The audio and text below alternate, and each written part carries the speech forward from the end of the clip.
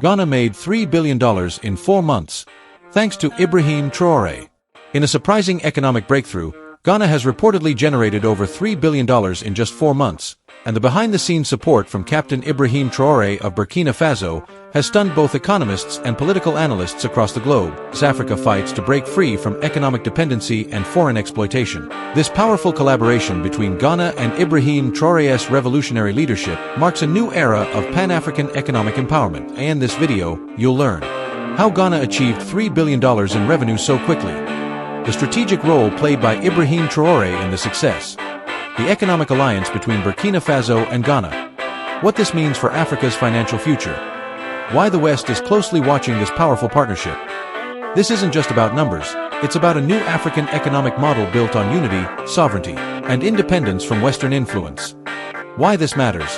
Captain Traoré's influence is spreading, and Ghana's stunning revenue success proves that Africa can rise through African solutions without foreign control. Do you think more African countries should follow this model? Let us know in the comments below. Don't forget to like, comment, subscribe, and share to stay updated on Africa's rise to power and independence. How Ghana could have pursued significant revenue growth. Ghana's economy has historically relied on key sectors: gold, cocoa, oil, and, increasingly, services and manufacturing.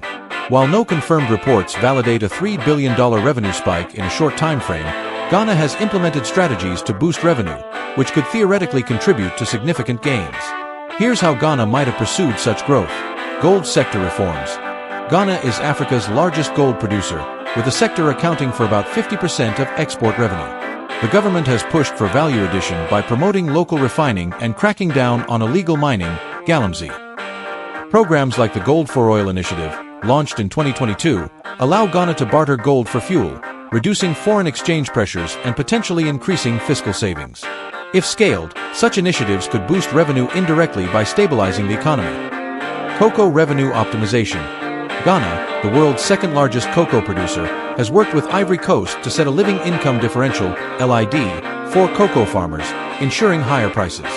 In 2024, global cocoa prices surged due to supply shortages, potentially increasing export earnings. Efficient tax collection and reinvestment of cocoa profits could contribute to government revenue. Oil and gas expansion.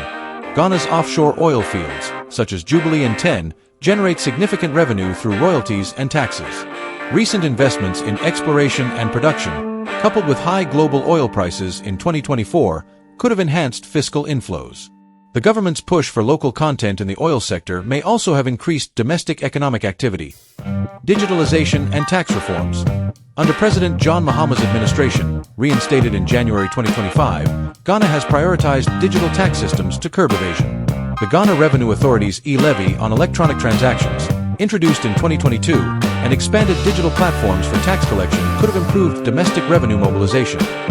Debt restructuring and IMF support. Ghana secured a $3 billion IMF extended credit facility in 2023 to address its debt crisis. While this is a loan, not revenue, disbursements could have stabilized the economy, attracted investor confidence, and indirectly boosted revenue through economic growth. Debt restructuring with creditors, including Eurobond holders, may have freed up fiscal space for revenue-generating investments. The strategic role played by Ibrahim Traoré in regional dynamics.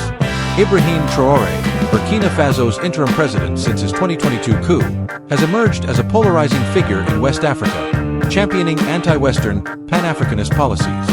While no direct evidence links him to Ghana's alleged $3 billion revenue, his regional influence and popularity could indirectly shape economic and diplomatic ties. Here's an analysis of his strategic role, Pan-Africanist leadership. Traoré's rejection of Western institutions like the IMF and World Bank resonates with African youth, including in Ghana. His attendance at President Mahama's January 2025 inauguration, where he received loud applause, signals his cross-border appeal.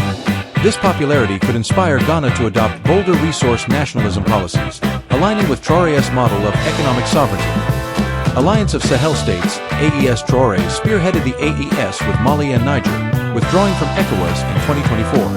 While Ghana remains an ECOWAS member, Traoré's push for regional self-reliance could encourage Ghana to strengthen intra-African trade, potentially boosting revenue through new markets for Ghanaian goods. Gold sector influence. Traoré's nationalization of Burkina Faso's gold mines and construction of a state-owned refinery, approved in November 2023, set a precedent for resource control. Ghana, with its own gold-driven economy, might draw inspiration to further localize its mining sector, retaining more revenue domestically. Security cooperation. Burkina Faso's jihadist insurgency threatens regional stability, including Ghana's northern border. Traoré's mobilization of volunteers for the defense of the homeland, BDP, and pivot to Russian security partnerships could prompt Ghana to deepen bilateral security ties to prevent spillover violence, indirectly supporting economic stability. Diplomatic bridge building.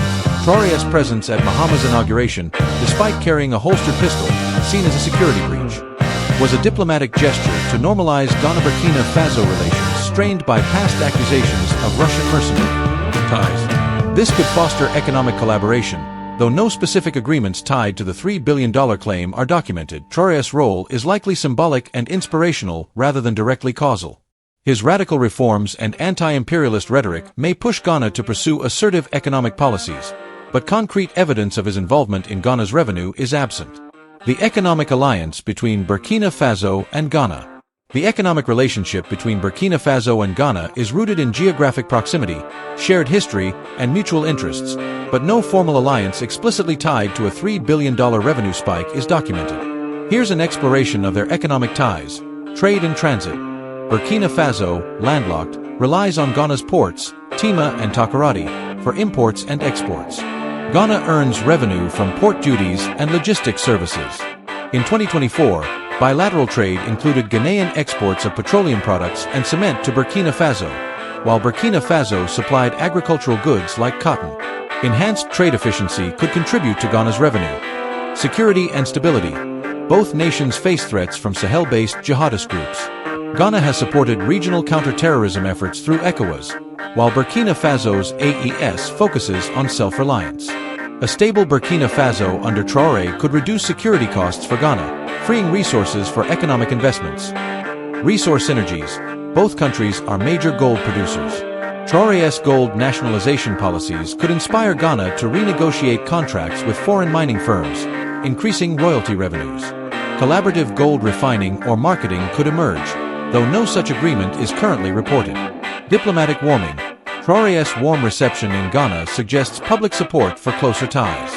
President Mahama's administration may leverage this goodwill to negotiate trade or investment deals, though specifics remain speculative without official data. Challenges to alliance. Burkina Faso's AES and exit from ECOWAS create tensions with Ghana, an ECOWAS stalwart. The AES's 0.5% tariff on external goods could raise costs for Ghanaian exports, potentially straining economic ties. While a strengthened Burkina Faso-Ghana partnership could enhance regional economic resilience, no evidence directly connects it to a $3 billion revenue achievement. Their relationship is more about mutual economic and security interests than a formalized alliance driving massive revenue. What this means for Africa's financial future. The narrative of Ghana's alleged revenue success and Traoré's influence highlights broader trends shaping Africa's financial future. Resource nationalism. Traoré's policies, like gold mine nationalization, reflect a continent-wide push to control natural resources. Countries like Ghana, Nigeria, and Zambia are renegotiating mining and oil contracts to retain more wealth, potentially increasing fiscal capacity. Intra-African trade. The African Continental Free Trade Area, AfCFTA, launched in 2021, aims to boost intra-African trade. Ghana, a key AfCFTA advocate, could benefit from expanded markets if regional alliances like AES align with broader African integration goals. However, AES's ECOWAS exit poses risks to regional cohesion, youth-driven change. Traoré's popularity among African youth, evident in Ghana, signals demand for transformative leadership. This could pressure governments to prioritize economic equity, job creation, and anti-corruption, fostering inclusive growth. Diversifying partnerships. Traoré's pivot to Russia and rejection of Western financial institutions mirrors a trend across Africa. Countries are exploring ties with China, Turkey, and India to diversify economic dependencies, potentially reducing reliance on Western aid. Ghana's balanced approach, maintaining IMF ties while engaging regionally, could position it as a financial hub. Risks of instability. Burkina Faso's junta rule and security challenges highlight risks of political volatility. Africa's financial future depends on stable governance to attract investment and sustain growth. Ghana's democratic stability offers a counterpoint, but regional spillovers remain a concern. Africa's financial future hinges on balancing sovereignty with global integration. If Ghana and Burkina Faso deepen economic ties, they could model resource-driven growth, but success requires governance reforms and regional stability. Why the West is closely watching this partnership. The West's interest in Ghana and Burkina Faso's relationship, particularly Traoré's role, stems from geopolitical and economic shifts. Declining Western influence. Traoré's expulsion of French troops and rejection of IMF/World Bank loans challenge Western dominance in Africa. If Ghana aligns with such policies, even indirectly, it could signal a broader shift among ECOWAS states, reducing Western leverage. Russian and Chinese inroads. Burkina Faso's ties with Russia, including alleged Wagner Group involvement, and partnerships with China, e.g., cement plant investments, worry Western powers. Ghana's democratic credentials make it a Western ally, but closer ties with Burkina Faso could complicate this dynamic. Resource control. Burkina Faso's gold nationalization and Ghana's gold sector reforms threaten Western mining companies' profits. For example, Australia's Sarama Resources and UK-based Endeavour Mining face arbitration in Burkina Faso. The West fears a domino effect across resource-rich African nations. Security concerns. Burkina Faso's insurgency and AES's anti-Western stance raise fears of regional instability spilling into coastal states like Ghana. The US and France, through AFRICOM and past operations, aim to counter jihadism, but Traoré's pivot to Russia undermines these efforts. Youth sentiment. Traoré's popularity among African youth, including in Ghana, reflects anti-Western sentiment. The West worries that democratic allies like Ghana could face pressure to adopt populist, anti-imperialist policies, destabilizing partnerships. Western scrutiny stems from fears of losing economic and strategic footholds in West Africa. A Ghana-Burkina Faso partnership, even if overstated in the $3 billion narrative, symbolizes Africa's push for autonomy, prompting vigilance from global powers. Conclusion. The claim of Ghana achieving $3 billion in revenue quickly lacks verified evidence, and Ibrahim Traoré's direct role in such a success is unsubstantiated. However, Ghana's economic strategies in gold, cocoa, oil, and taxation provide plausible avenues for revenue growth. Traoré's Pan-Africanist influence and Burkina Faso's resource reforms may inspire Ghana, but their economic alliance remains informal, focused on trade and security rather than a direct revenue driver. For Africa's financial future, this narrative underscores trends toward resource control and regional integration, though political risks persist. The West watches closely due to declining influence, rising Russian/Chinese presence, and resource nationalism. Until concrete data emerges, the $3 billion claim should be treated as speculative, likely amplified by social media enthusiasm for Traoré's revolutionary image.